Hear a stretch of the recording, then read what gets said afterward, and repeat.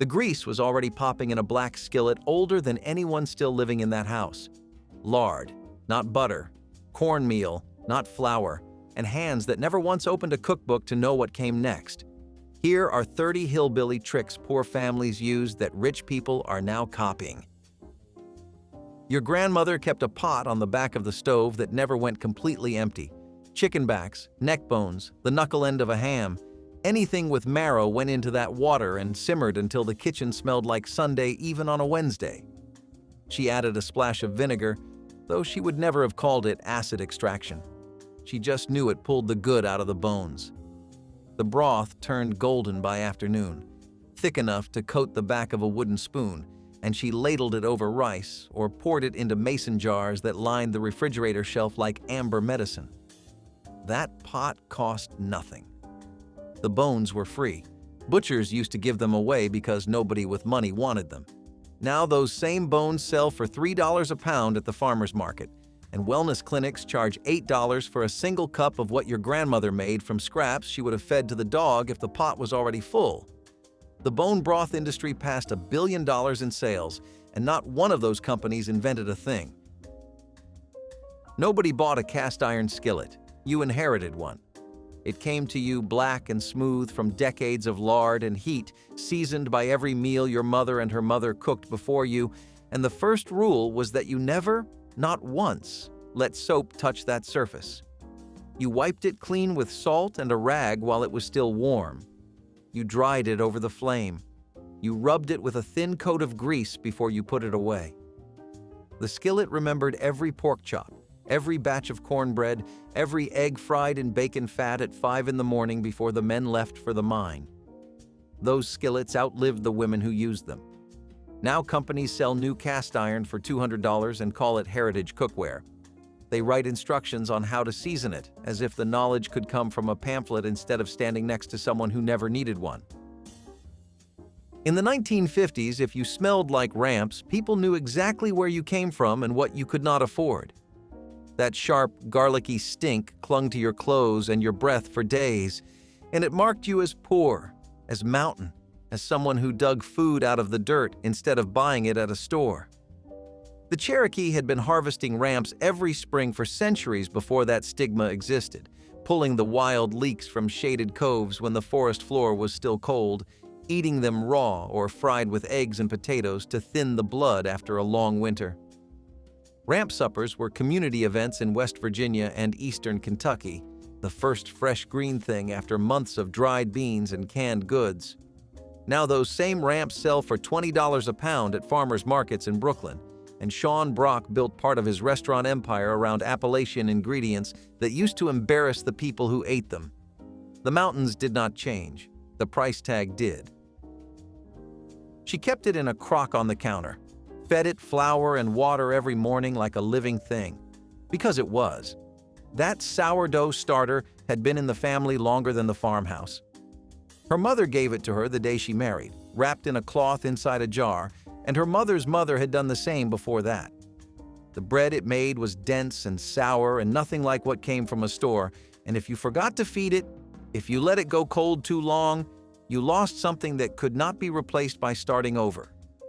When the pandemic hit and every person in America suddenly wanted to bake sourdough, Appalachian women shook their heads.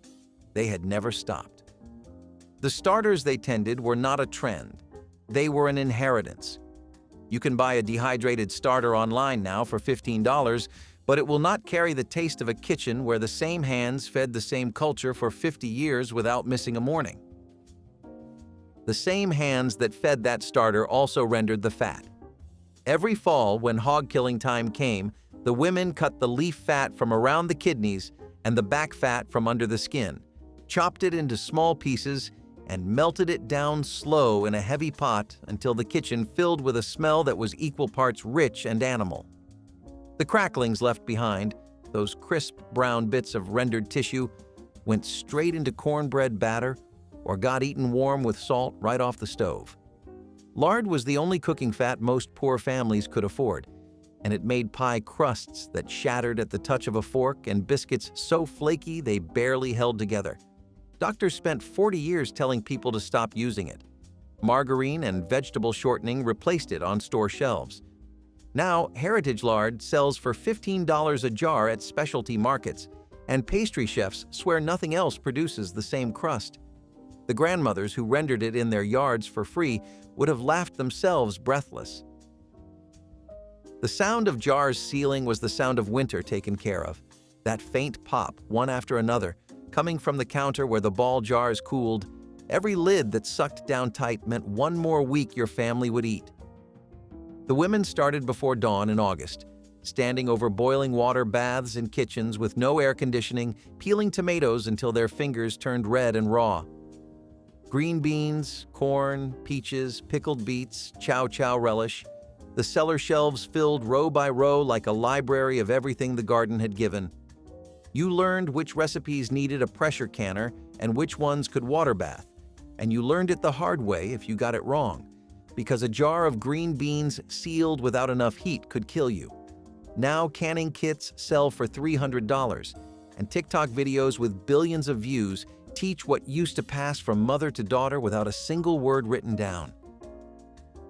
If you told someone today you were baking a pie out of vinegar, water, and sugar, they would assume you had lost your mind.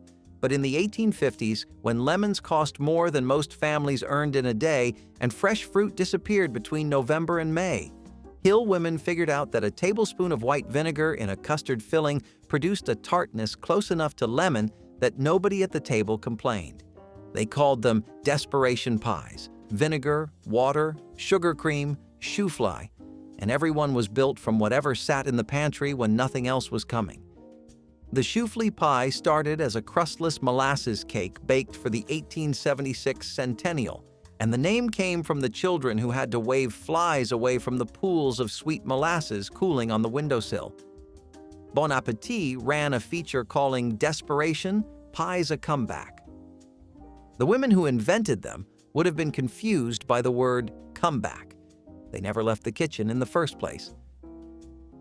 During the Depression, you could not find a dandelion in northern Illinois. They were eaten as fast as they appeared. That was not a gardening choice. It was survival.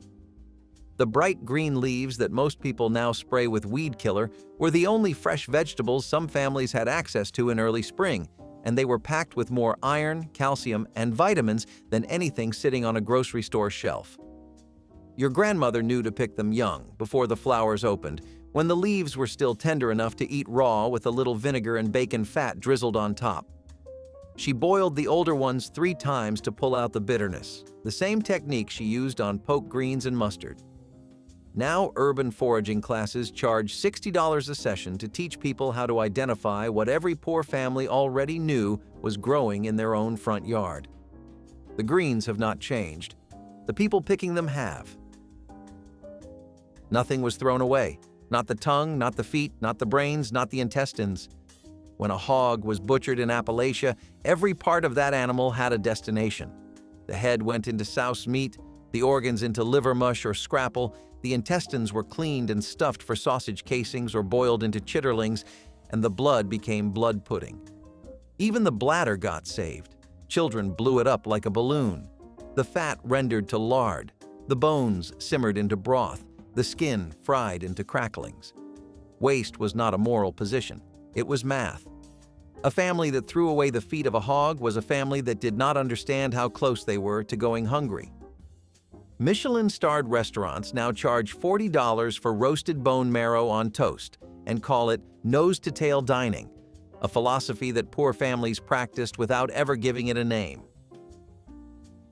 The garden was not a hobby. It was the difference between eating and not eating. Every house had one: tomatoes, pole beans, squash, sweet corn, potatoes, cucumbers, peppers, laid out in rows that followed the same pattern your grandfather used because he knew which plants grew well beside each other and which ones stole from the soil. The kids weeded. Everybody weeded. You did not complain about it because the alternative was visible from the kitchen window every time the beans started to climb. In summer, the table was nothing but garden food: sliced tomatoes still warm from the vine, corn boiled in the husk, cucumbers soaking in ice water and vinegar. Now raised bed garden kits cost $400, and farm-to-table restaurants charge a premium for produce that traveled fewer miles than your grandfather walked to check on his butter beans. He would not have understood the phrase. The table was 10 steps from the garden. Before there was a refrigerator, there was a smokehouse, a small wooden building, sometimes no bigger than a closet, set away from the house where the heat would not reach. After hog killing, the hams and shoulders hung from hooks in the rafters, and a slow fire of hickory or oak smoldered on the dirt floor below, filling the room with a smoke so thick you could barely see the meat through it. The curing took months. Salt packed into the flesh first, drawing out moisture, and then the smoke finished the job, sealing the surface, killing bacteria, building a flavor that no liquid smoke from a bottle has ever come close to matching. You knew the meat was ready by the color and the feel of it, not by a thermometer. The old men could press a thumb into a ham and tell you whether it needed another week. Artisan smokehouses now sell heritage smoked country ham for $70 a pound. The process has not changed, only the customer has. Nobody told you where the morels grew. That was the rule. A family's mushroom spots were guarded the way a family's still site was guarded. You found out through blood or marriage, and even then, you kept your mouth shut about it. They came up in April and May after the first warm rains, in the kind of soil that forms around dying elms and tulip poplars, and the people who hunted them could walk through a stand of timber and see what everyone else missed. The honeycomb caps poking through dead leaves, pale and wrinkled, barely taller than a thumb. You carried them home in a mesh bag so the spores would drop through and seed the next year's crop, a detail no beginner's guide thought to mention. Hill families fried them in butter with salt and ate them the same night because they did not keep. Morels bridged the gap between winter stores and spring planting, the first wild food of the season when the cellar was almost bare. They sell for $50 a pound now at specialty grocers, and foraging workshops charge admission to teach people to find what mountain kids spotted before they could read. A pot of soup beans cost almost nothing and fed a family for 3 days, dried pintos soaked overnight, then simmered all morning with a ham hock or a chunk of salt pork, an onion cut in half, and enough water to keep the beans covered while they cooked down thick and creamy. The ham hock was not a flavor choice.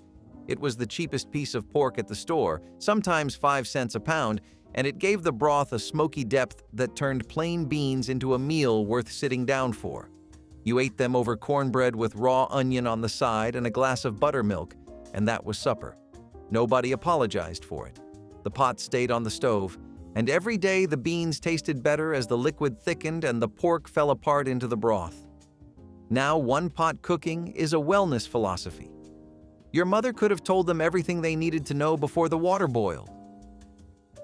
Poke salad could kill you if you did not know what you were doing, and that was exactly the point. The pokeweed plant, tall, purple-stemmed, heavy with dark berries by late summer, was toxic in every part, root to fruit. But the young spring leaves, picked before the stems turned red, could be eaten if you boiled them 3 separate times, throwing out the water each round to leach the poison. Most families learned the technique from Cherokee or enslaved black cooks who had been preparing it for generations before any European settler touched the plant.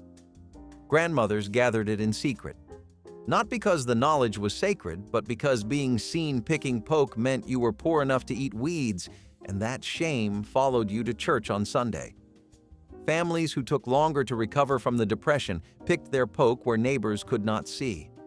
The greens tasted like spinach with a mineral edge, and fried in bacon grease with scrambled eggs, they were as good as anything from a garden.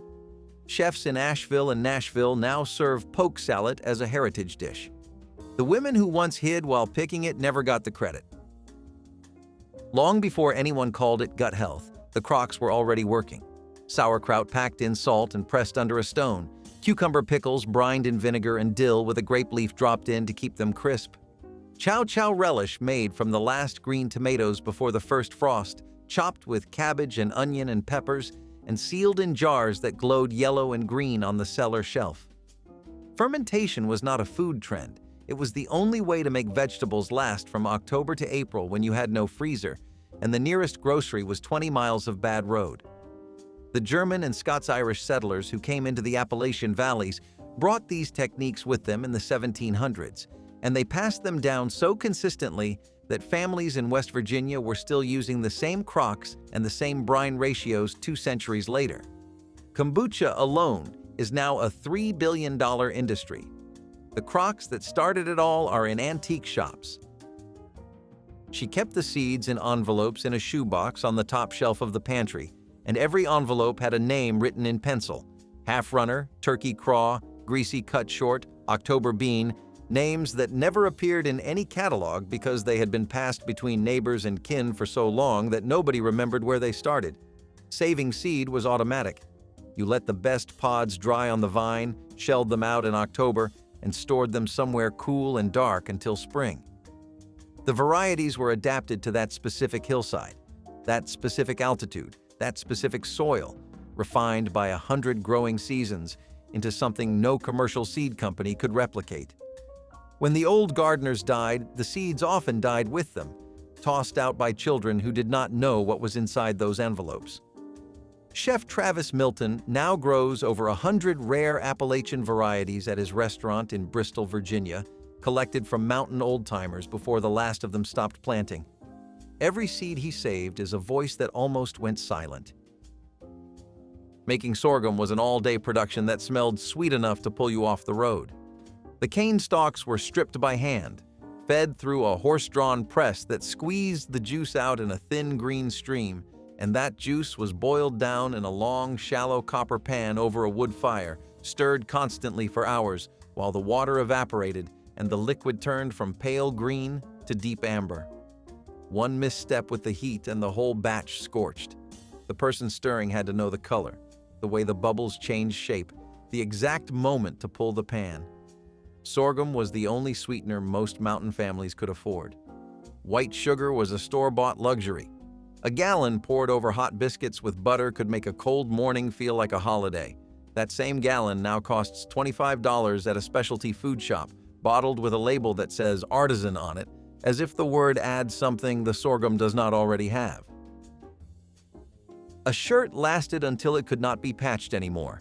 And even then, the good fabric got cut into quilt squares or cleaning rags before anything went to waste. Your mother kept a sewing basket by the chair where she sat in the evenings. Needles, thread in 6 colors, a pincushion shaped like a tomato, and a collection of buttons saved from every garment that had finally worn through. Patches went over patches. Knees on overalls got reinforced with scraps from a flour sack. Elbows on work shirts were darned so many times the thread built up into a kind of armor. Nobody called it sustainable fashion. Nobody photographed it for a lifestyle blog. It was just what you did when buying new was not an option, and the next paycheck was not guaranteed. Now, visible mending is a movement. Workshops charge $200 to teach Japanese boro stitching techniques that Appalachian women had been practicing under a different name since before their grandmothers were born. The stitch was the same, only the price of learning it changed. If someone put sugar in the cornbread, you knew they were not from around here. That was the line. Appalachian cornbread was cornmeal, salt, buttermilk, a little baking soda, and an egg if you had one. Mixed fast, poured into a cast-iron skillet that had been heating in the oven with a tablespoon of bacon grease until the grease was almost smoking. The batter hit that hot fat and sizzled, and what came out 20 minutes later had a crust so golden and crisp it cracked when you broke it, with a dense, crumbly center that tasted like corn and salt and smoke. No sugar, no flour, no oil, and absolutely no discussion about it. The cornbread went beside the beans, crumbled into a glass of buttermilk for a late-night meal, or eaten warm with sorghum drizzled on top for breakfast. Food magazines now call it authentic Southern cornbread and print the recipe like a revelation. The women who baked it every single day of their lives never thought it needed a name beyond cornbread. The name alone tells you this was not something invented for a cookbook.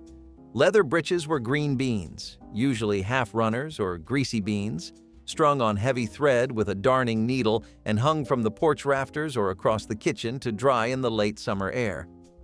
They shriveled and darkened until they looked like strips of old leather, and that is exactly how they got the name. In winter, you pulled a handful off the string, soaked them overnight, and simmered them for hours with a piece of salt pork until they turned tender and rich, with a concentrated bean flavor that no canned or frozen green bean could touch. The technique came from the Cherokee and was adopted by Scots-Irish settlers who needed a way to preserve beans without salt or sugar. Your grandmother strung them without measuring, without timing, just by the feel of the bean between her fingers. You can buy dried leather britches online now for $12 a bag. She hung hers from the porch for free. The pawpaw was hiding in plain sight for 200 years, growing wild along creek banks and in the understory of hardwood forests from the Appalachians to the Mississippi River, and almost nobody outside of rural communities knew it existed. The fruit looked like a short, stubby mango, green skin, soft custard yellow flesh inside, and it tasted like a cross between a banana and a mango with a floral sweetness that did not belong in a North American forest. You had to find them at exactly the right moment. Too early, and they were bitter. 2 days too late, and they turned to mush on the ground. Hill kids knew the trees the way they knew the moral spots, by memory, by the shape of the leaves, by the faint smell of overripe fruit carrying on the September air. George Washington reportedly ate pawpaws chilled as a dessert. Lewis and Clark survived on them when other provisions ran out. They sell for $8 to $12 each now at specialty markets, and pawpaw festivals in Ohio draw thousands of visitors to taste a fruit that poor families once ate because it was free. Soap Day was nobody's favorite day. The women collected wood ash all winter, packed it into a hopper, and poured water through it to make lye, a caustic liquid strong enough to burn skin on contact if you were not careful. That lye went into a kettle with rendered animal fat, usually tallow from beef or lard from hogs, and the mixture was boiled and stirred outside over a fire for hours until it saponified, thickened and turned from greasy liquid into a pale, solid block that smelled like nothing pretty but cleaned everything it touched. The whole process took a full day and left your arms aching from stirring and your hands raw if you splashed. One batch made enough bars to last a household the better part of a year, for dishes, laundry, bathing, and scrubbing floors. Handmade tallow soap now sells for $15 a bar at boutiques that market it as clean beauty. The irony would not have been lost on the women who made it because they could not afford to buy soap from the store. You went down the steps and the air changed, cool, damp, smelling like earth and old potatoes and the faint sweetness of apples stored in straw. The root cellar was dug into the hillside behind the house, walled with stone or timber, with a heavy door that kept the temperature steady year-round, cool enough in summer to store milk and butter, cold enough in winter to keep potatoes, turnips, and cabbages from freezing. Jars of canned goods lined the shelves. Onions hung in braids from the rafters. A crock of sauerkraut sat fermenting in the corner. That room was the family's insurance policy, visible proof that they would eat no matter what happened between November and March. Now preppers spend $5,000 on underground cold storage systems with temperature monitors and humidity controls. The hillside did all of that for free, and the woman who stocked it could tell you how many weeks of food were on those shelves just by looking. A stack cake was never made by one person. That was the whole point. At Appalachian weddings and community gatherings, every woman who came brought a single thin layer of spiced cake, baked in her own kitchen from whatever flour and sorghum she had, and the layers were stacked one on top of another with dried apple butter spread between each one. The more layers the cake had, the more people loved the bride, or so the saying went. A good stack cake stood 8 or 10 layers tall, and it sat for 2 or 3 days before cutting so the apple butter could soak into the cake and soften it into something dense and moist and spiced with ginger and cinnamon and just enough clove to catch in the back of your throat. Nobody could afford to bake an entire wedding cake alone, but everyone could afford one layer. The cake measured the size of the community, not the size of the budget. Fine Southern restaurants serve stack cake now for $14 a slice. They make the whole thing in one kitchen, which misses the point entirely.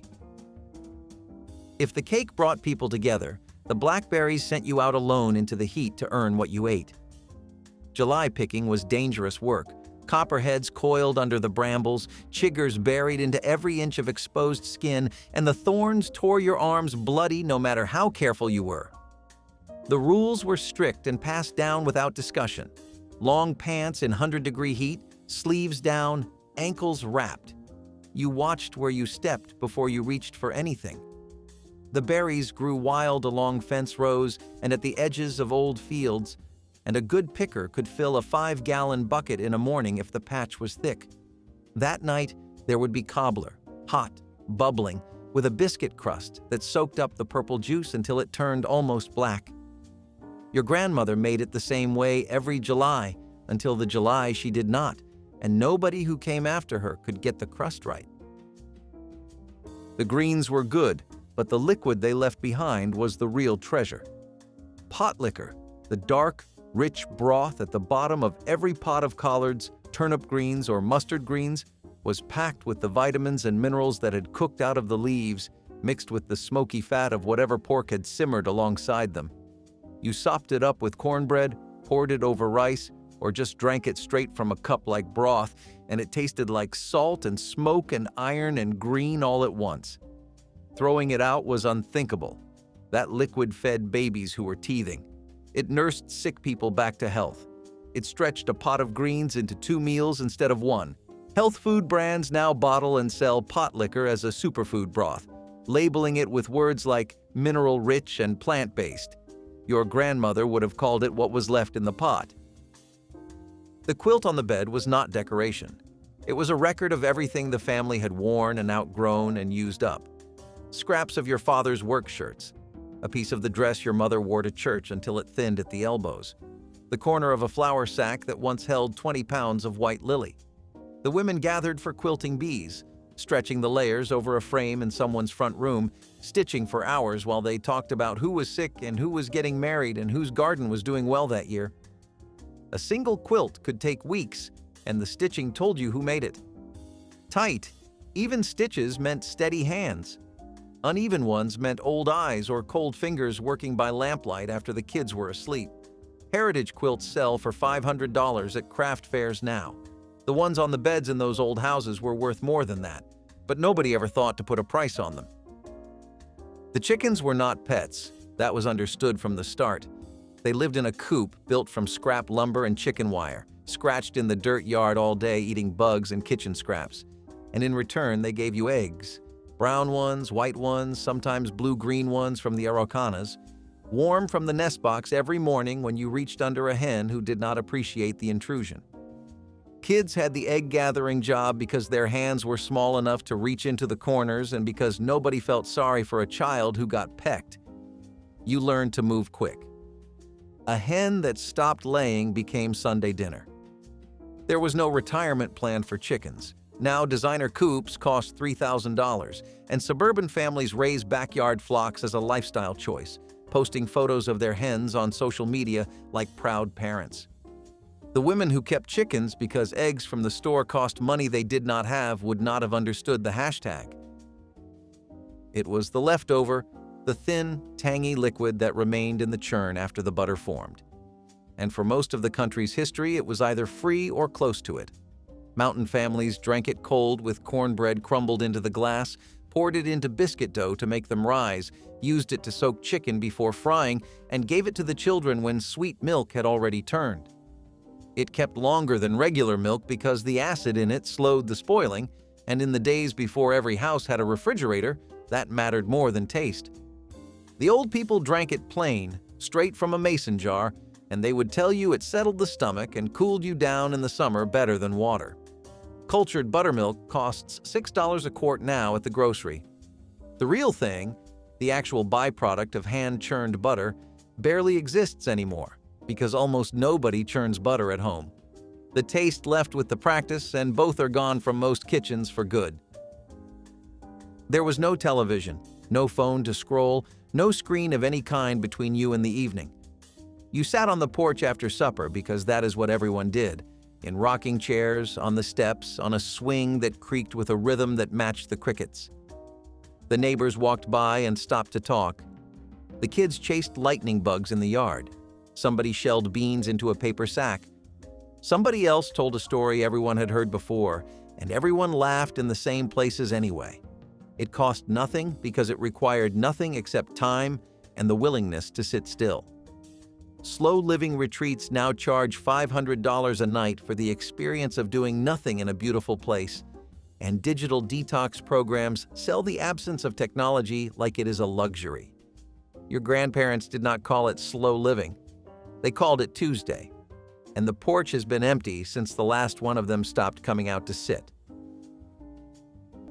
Flour paste wallpaper adhesive was homemade glue that hung wallpaper, sealed envelopes, and repaired torn books without requiring store-bought products.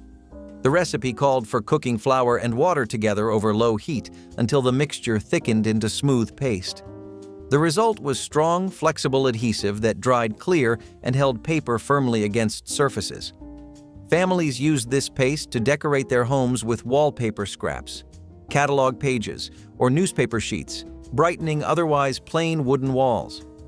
The same paste sealed important letters, repaired children's school books, and attached labels to canning jars. Making paste became a household skill passed from mothers to daughters, with each family adjusting flour-to-water ratios based on experience.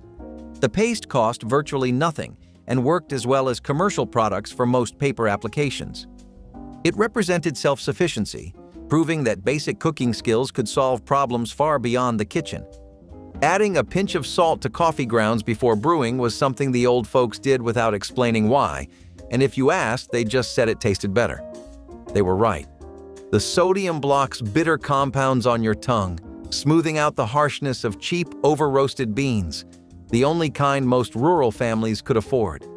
A quarter teaspoon in the grounds before the water hit was all it took. Alton Brown brought this trick to television decades later and acted like it was a discovery, but women in Appalachian kitchens had been doing it since the early 1900s with the rough ground coffee they bought in bulk from the general store. You did not need to understand the chemistry. You just watched your grandmother add that tiny pinch without measuring, and you tasted the difference in the first cup. The coffee came out rounder, smoother, less like something you had to choke down. Nobody writes it on the bag. You either grew up knowing or you did not. Smoking meat in the chimney was how mountain families preserved pork, game, and fish using smoke from fires they were already burning for warmth and cooking. Hooks or racks installed inside chimneys held meat in the rising smoke stream, which dried and flavored the flesh while depositing preservative compounds that prevented spoilage. The technique required careful attention because too much heat cooked the meat while too little failed to preserve it, so families positioned racks at exactly the right height. Different woods produced different flavors, with hickory and apple being prized while pine was avoided for its resinous taste. The process took days or weeks depending on the size of cuts, with someone checking regularly to ensure even smoking. Meat preserved this way lasted through entire winters without refrigeration, providing essential protein. The chimney served double duty, heating the home while preparing food for storage throughout the winter months. Soap sliver ball was a thrifty bathroom hack that transformed unusable soap remnants into functional new bars through simple household chemistry. Families saved every soap sliver too small to use effectively, collecting them in jars or bowls until enough accumulated. The slivers were then moistened, pressed together firmly, and molded by hand into new bars that worked as well as fresh soap. Some families added hot water to soften the pieces before combining them, creating smoother finished products. Others grated the slivers and packed them into molds, producing bars with interesting marbled patterns. Children often helped with this project, enjoying the tactile satisfaction of squishing soap pieces together.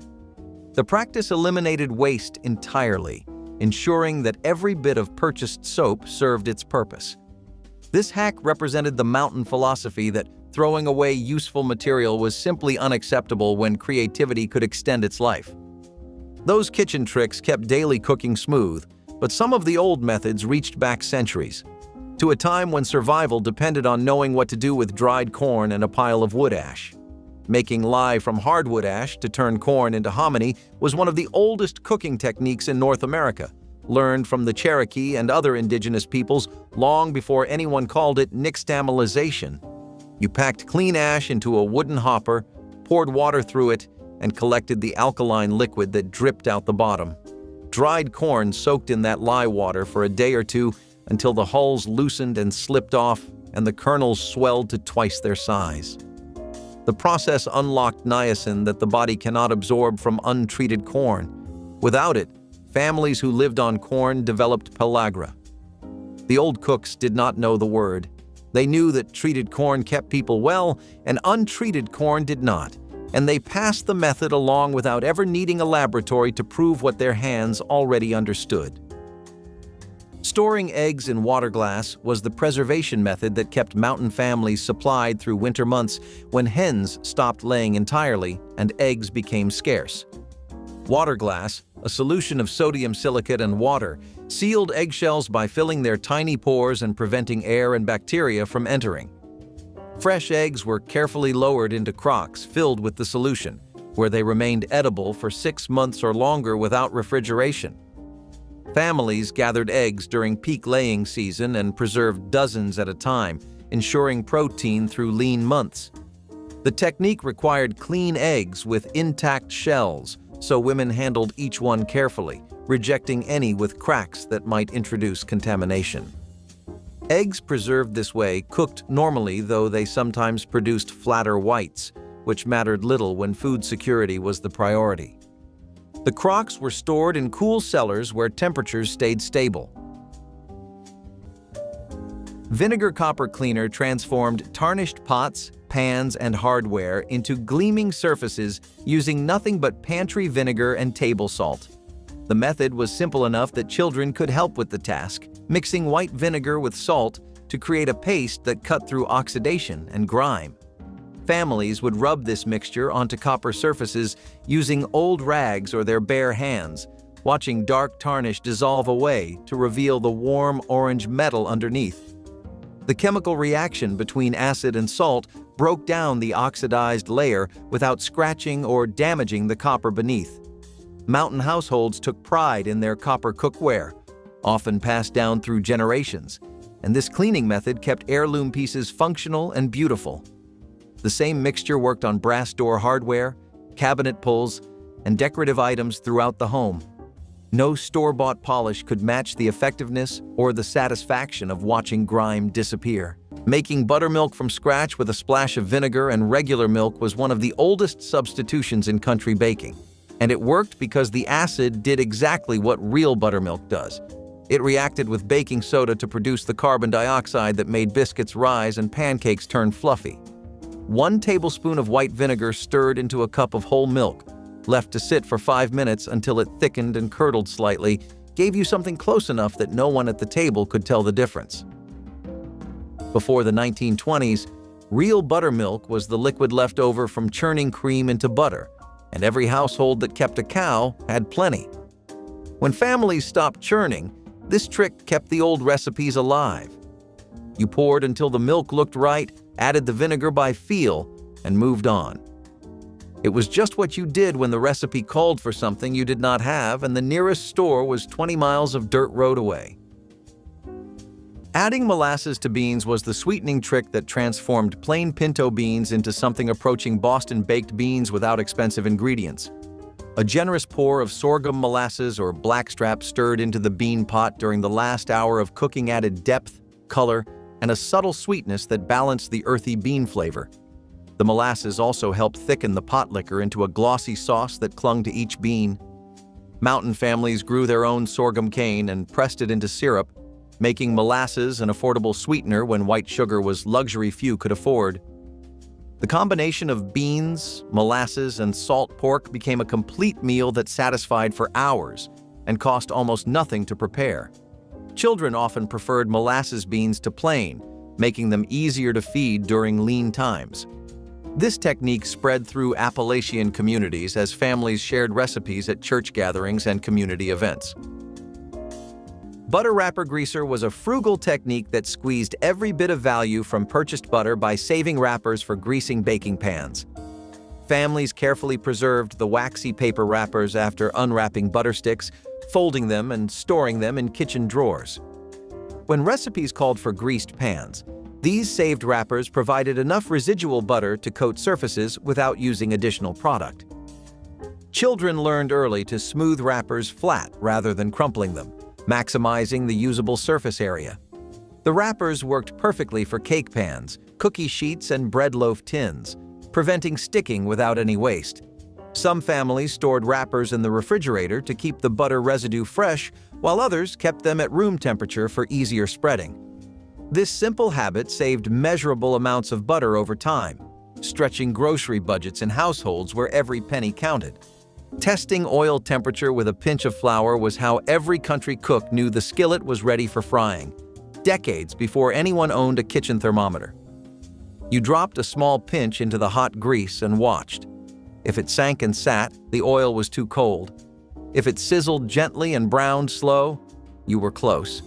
If it hit the surface and immediately danced and popped and turned golden in seconds, the grease was right for chicken, fish, or fritters. Too much smoke meant you had gone too far and needed to pull the pan off the heat. Some cooks used a cube of bread instead. If it browned in 60 seconds, the oil was at around 365 degrees. The knowledge lived in the hands of women who stood over those skillets every evening. And when they stopped cooking, the next generation reached for a thermometer because nobody had taught them what the flour was for. Cooking on the shovel blade was frontier ingenuity at its most practical when families lacked proper cookware or needed quick meals away from the kitchen hearth. A flat-bladed shovel, cleaned thoroughly and heated over open flames, became an instant griddle for frying eggs, toasting bread, or cooking small portions of meat. Field workers carried shovels anyway, making them dual-purpose tools that fed hungry workers during long days away from home. The metal heated evenly when held at the right angle over flames, and the long handle kept hands safe from the fire. Fathers showed sons how to judge temperature by watching metal change color and feeling heat radiating upward. Food cooked directly on the blade picked up a faint mineral taste that became associated with outdoor work and simple satisfaction. This technique required no additional equipment and worked anywhere a fire could be built, making it invaluable for remote work. Potato rust remover was a surprisingly effective tool for restoring rusted cast iron, knife blades, and metal implements to working condition. The technique involved cutting a raw potato in half, dipping the cut surface into dish soap or salt, then using it to scrub rusted metal surfaces. The oxalic acid naturally present in potatoes reacted with iron oxide, loosening rust and allowing it to be wiped away easily. Families discovered this hack when polishing their precious cast iron skillets, the cornerstones of mountain cooking that needed regular maintenance to stay functional. The potato provided gentle abrasion without scratching seasoned surfaces, making it safer than steel wool or harsh chemicals that could damage the pan's coating. Children were often assigned this task, working through collections of rusty tools and kitchen implements on Saturday mornings. The method was slow but effective, requiring patience as the potato gradually broke down rust layer by layer. If saving grease was the first rule of those kitchens, preheating the cast iron skillet before pouring cornbread batter was the second, and breaking it meant soggy, pale bread that embarrassed whoever made it. You set the skillet in the oven while it heated, dropped a tablespoon of bacon grease into the hot pan, swirled it until the sides were coated, and poured in the batter fast. That searing contact between cold batter and screaming hot iron created the golden crust that crackled when you broke a piece off. The crust that separated real cornbread from the sweet, cakey version people in the mountains refused to eat. Appalachian cornbread had 3 rules: all cornmeal, buttermilk, and absolutely no sugar, and the hot skillet was the 4th. You learned it by hearing that hard sizzle when the batter hit the grease, and knowing the bread was going to be right. Greasing cast iron with fatback was the secret behind every properly seasoned skillet in rural Appalachian kitchens across the mountain south. Fatback, the thick layer of fat from a hog's back, was rubbed across cast iron cookware while still warm, creating a protective coating that prevented rust and built the non-stick surface that made mountain cooking possible. Women saved every scrap specifically for this purpose, keeping pieces wrapped in cloth near the stove where they stayed soft and ready to use. The process was repeated after every use, building layers of seasoning that turned cheap cast iron into family heirlooms passed through generations. A well-seasoned skillet required no additional oil for frying and released food effortlessly. Children learned this ritual by watching mothers perform it hundreds of times before being trusted with precious cookware. This simple trick transformed basic equipment into tools that lasted lifetimes and cooked food with unmatched quality. Cornmeal ant barrier was a pest control method that protected pantries and kitchens without toxic chemicals or expensive exterminators. Families discovered that sprinkling dry cornmeal along windowsills, doorways, and cabinet edges created a line that ants wouldn't cross. The theory held that ants would carry cornmeal back to their colonies where it would expand inside their digestive systems, eliminating the problem at its source. Whether scientifically accurate or not, the method worked well enough that families passed it down through generations. The cornmeal was cheap, safe around children and pets, and didn't require any special application beyond sprinkling it where ants appeared. Some families mixed the cornmeal with sugar to make it more attractive to foraging ants, increasing its effectiveness as bait. This hack remained popular precisely because it used an ingredient every mountain kitchen already stocked, turning pantry staples into practical pest solutions. Using potato water as a base for bread dough and soups was a trick born from the simple refusal to waste anything, and the science behind it turned out to be remarkable. That starchy, cloudy liquid left over from boiling potatoes activated yeast faster than plain water, giving homemade bread a softer crumb and a longer shelf life. Pour it into a soup pot, and it thickened the broth naturally without needing a roux or a handful of flour stirred in at the end. Depression-era families figured this out by necessity. When you could barely afford the potatoes, you certainly were not pouring their cooking liquid down the drain. Grandmothers kept a pot on the back of the stove for exactly this purpose, ladling the water into jars to cool and use later. Bread made with potato water rose higher and stayed soft a full day longer, and the soups it went into had body and richness that people could not explain but could always taste. The water looked like nothing. It cooked like everything. Using vinegar to tenderize meat was how mountain families transformed tough cuts into something approaching luxury without spending money they did not have available. A few splashes of apple cider vinegar added to the marinade broke down tough muscle fibers in wild game and older livestock that would otherwise require hours of cooking. Families made their own vinegar from apple scraps, so the ingredient cost nothing beyond initial effort. The acid worked slowly overnight, penetrating deep into meat while adding subtle tanginess that complemented strong flavors of venison, squirrel, and tough old roosters. Women learned exact proportions through generations of practice, knowing how much was enough to tenderize without making meat mushy. The marinated meat could then be fried, roasted, or stewed with significantly shorter cooking times. This trick made poor cuts taste like quality and stretched limited protein into satisfying meals. Bread bag boot covers were improvised waterproofing that kept feet dry during wet weather when proper rain boots were unavailable or worn through. Families saved the plastic bags that store-bought bread came in, recognizing their potential as emergency foot protection. The bags were pulled over socks before feet went into shoes or boots, creating a moisture barrier that prevented water from reaching skin. Children walked to school through puddles and mud with dry feet, protected by nothing more than yesterday's bread wrapper. The bags were thin enough to fit inside regular footwear without discomfort, yet sturdy enough to survive a day's wear before tearing. Parents taught this trick to children as essential survival knowledge, understanding that wet feet in cold weather could lead to serious illness. The hack cost nothing and worked remarkably well, proving that protective gear didn't require store purchases. Drying green beans on a string to make leather britches for winter was a preservation trick older than any canning jar, and it required nothing but a needle, some heavy thread, and a dry place to hang them. You snapped the beans, ran a needle through the center of each one, and strung them like beads on a line that hung from the porch rafters or above the wood stove. They shrank and wrinkled and turned the color of old leather, which is how they got the name. When winter came and the garden was frozen under, you soaked a handful overnight, then cooked them long and slow with a piece of salt pork until they were tender and rich with a concentrated flavor that fresh beans never matched. The Cherokee taught early settlers this method, and Appalachian families kept it going for generations. You did not need a pressure canner or a freezer. You needed string, patience, and a grandmother who showed you how tight to pull the knot. Keeping butter cool in the well was the refrigeration method mountain families relied on before electricity reached rural hollows. A covered crock or bucket containing butter was lowered on a rope into the family well, where water temperature stayed constant around 50 degrees year-round regardless of summer heat above ground. The butter remained firm and fresh for weeks without turning rancid, protected by both the cool temperature and the darkness that prevented light from breaking down the fats.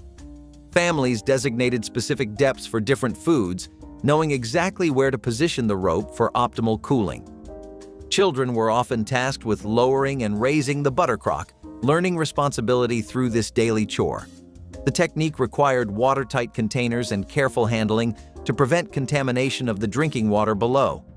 This simple system provided what modern refrigerators do today, using nothing but the Earth's natural temperature regulation and a bit of rope. Salt ice cream maker was a summer hack that turned hot afternoons into frozen treat celebrations without requiring expensive equipment or electricity. Families would nest a small metal can inside a larger bucket, filling the space between with crushed ice and rock salt. The salt lowered the freezing point of the ice, creating temperatures cold enough to freeze cream mixture placed in the inner can. Children took turns cranking or shaking the apparatus, watching through patient labor as liquid transformed into creamy dessert.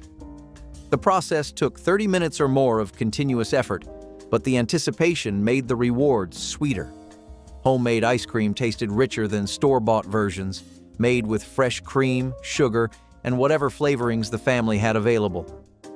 Vanilla extract was common, but summer berries or peaches from the orchard made seasonal variations that became family traditions passed down through generations of hot weather gatherings. Seasoning a cast iron skillet with nothing but lard and daily use was how every pan in those kitchens got its black glass smooth finish, and it took years, not hours. You rubbed the pan with lard or bacon grease after every washing, set it back on the warm stove to dry, and cooked in it again the next morning. The fat polymerized into a hard, slick coating that nothing stuck to, and every meal added another layer. Griswold and Wagner pans from the 1920s were cast thinner and machined smoother than anything made today, and the women who cooked on them built seasoning so deep you could fry an egg and slide it onto a plate without a spatula. People now buy pre-seasoned skillets and wonder why the eggs still stick. The answer is 60 years of daily use that nobody can rush.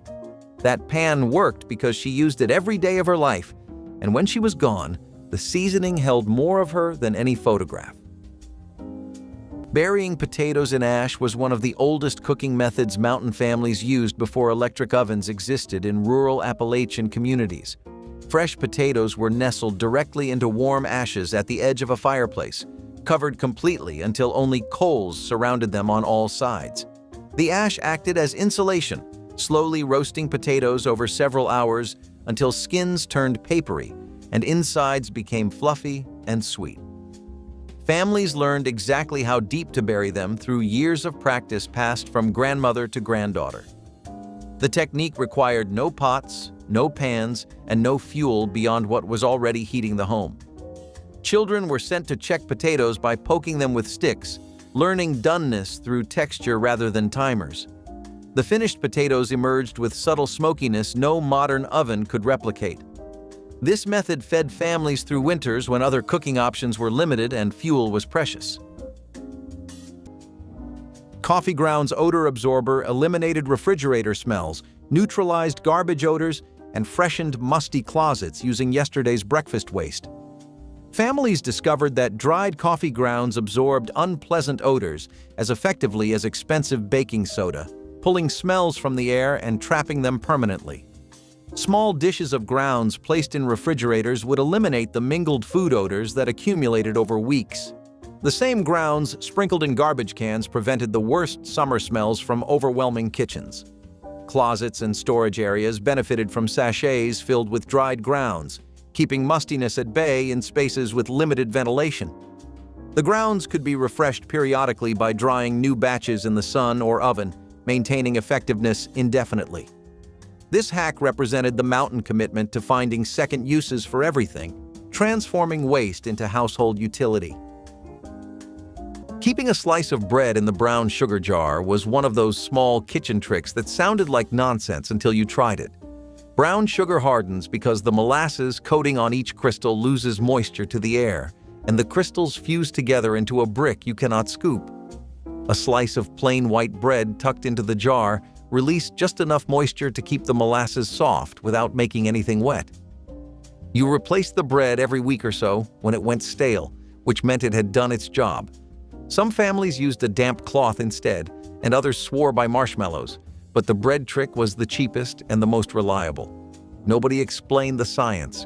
You just saw your mother drop a heel of bread in the sugar, and 20 years later, you were doing the same thing in your own kitchen without thinking about it.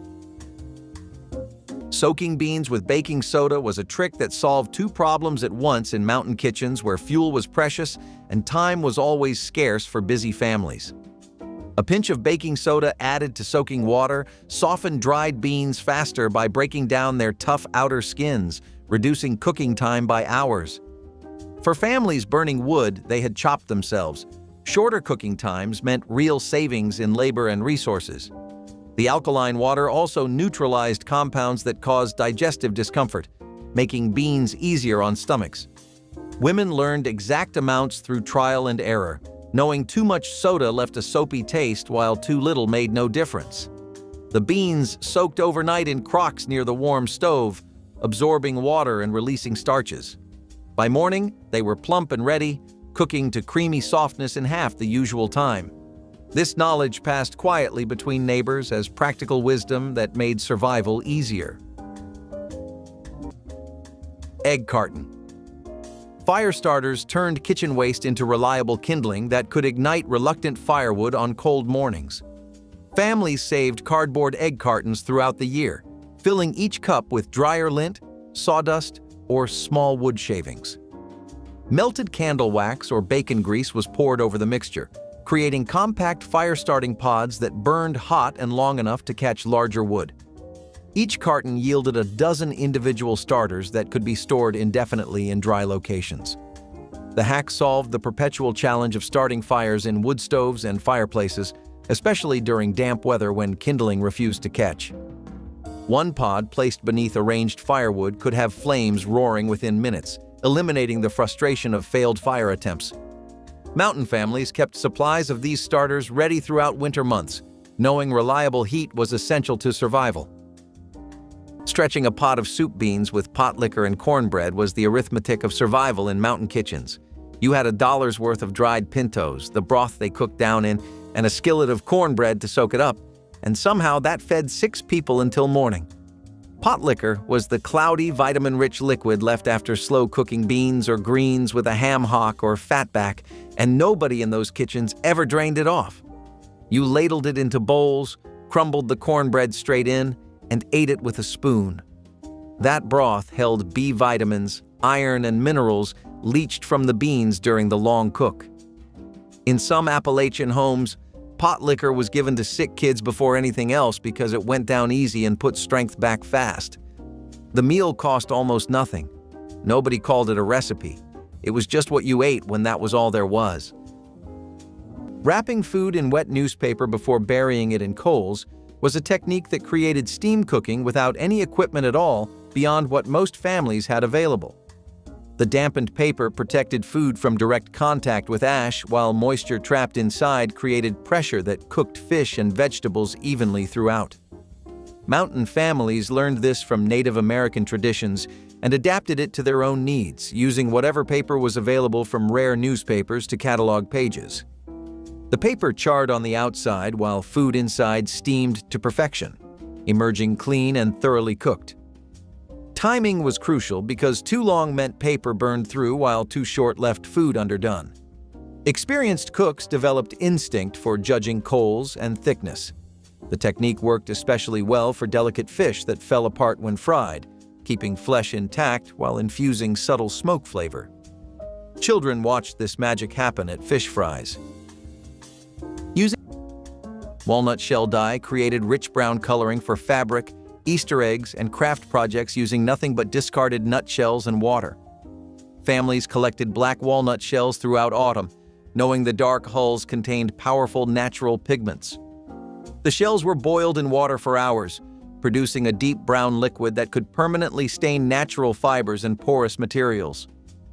Fabric soaked in the dye emerged transformed, colored in shades ranging from tan to nearly black, depending on concentration and soaking time. The same dye worked beautifully on Easter eggs, creating earthy tones that contrasted with commercial pastel colors.